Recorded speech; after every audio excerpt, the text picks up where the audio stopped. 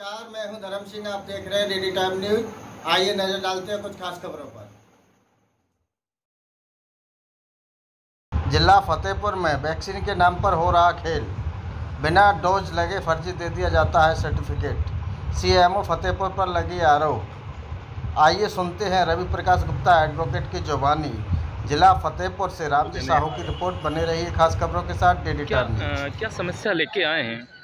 महोदय, समस्या ये है कि कोविड महामारी 19 जो विश्वव्यापी महामारी रही है जी, उसके संबंध में सभी देश परेशान रहे हैं जी, उसी तथ्य में हमारे यशस्वी प्रधानमंत्री जी, नरेंद्र मोदी जी और हमारे देश के जुझारू वैज्ञानिकों ने अथक परिश्रम के पश्चात एक वैक्सीन का निर्माण किया, कोरोना वैक्सीन का। जी। तो हमारे टैक्स पेयर के माध्यम से उसको मुक्त भी किया गया। हमारे माननीय प्रधानमंत्री ने कहा कि ऐसी वैक्सीन को मुक्त करना चाहिए। मुक्त होने के कारण ही हम सभी देशवासी उसको मुफ्त में लगवा सके और उसका लाभ पा सके और इस बीमारी से बच सके। इसी क्रम में मैंने वैक्सीन के दोनों डोज समय अवधि में जो निर्धारित थी शासन द्वारा, मैंने लगवाई थी। तीसरी डोज मैं सुन रहा था, पिछले कई महीनों सुन रहा था कि कोई प्रिकॉशन डोज आ रही है और मैं आतुर था कि जब भी आएगी तो मैं इसको लगवाऊंगा। कल दिनांक 23/9/2022 को जब मैं न्यायालय में रहकर न्यायिक कार्य संपादित करवा रहा था तो मेरे मोबाइल पे एक मैसेज आता है, you have successfully vaccinated with precaution dose. Surprised, क्या है ये? मैं तो न्यायालय में हूँ, मैंने कहाँ डोज लगवा ली।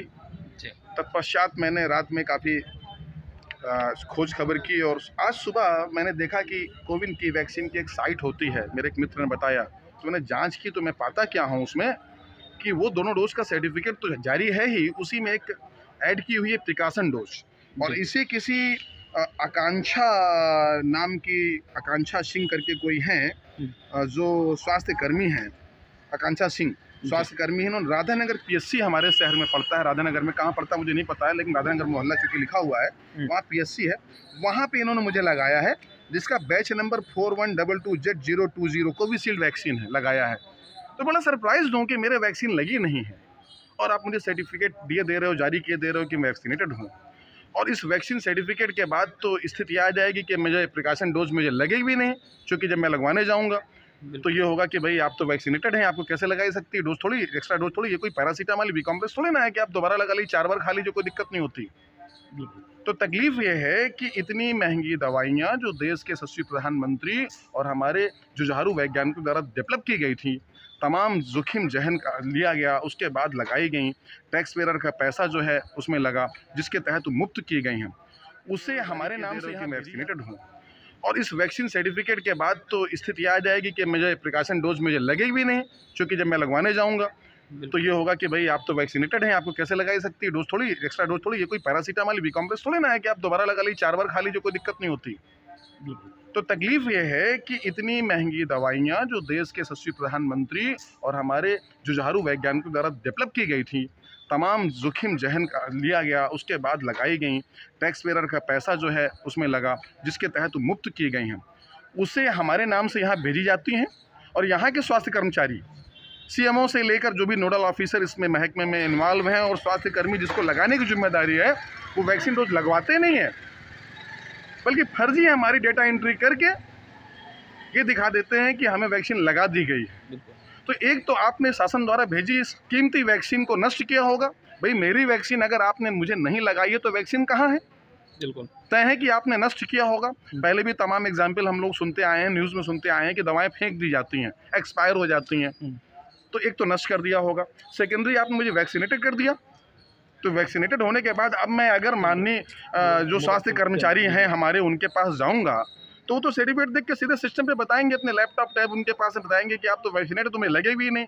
तो जो बीमारी है उससे मुझे प्रिकॉशन कौन देगा? मेरा क्वेश्चन ये है। तो मेरे जान के साथ खिलवाड़ किया गया है, एक तो खिलवाड़ करने का प्रयास किया गया है।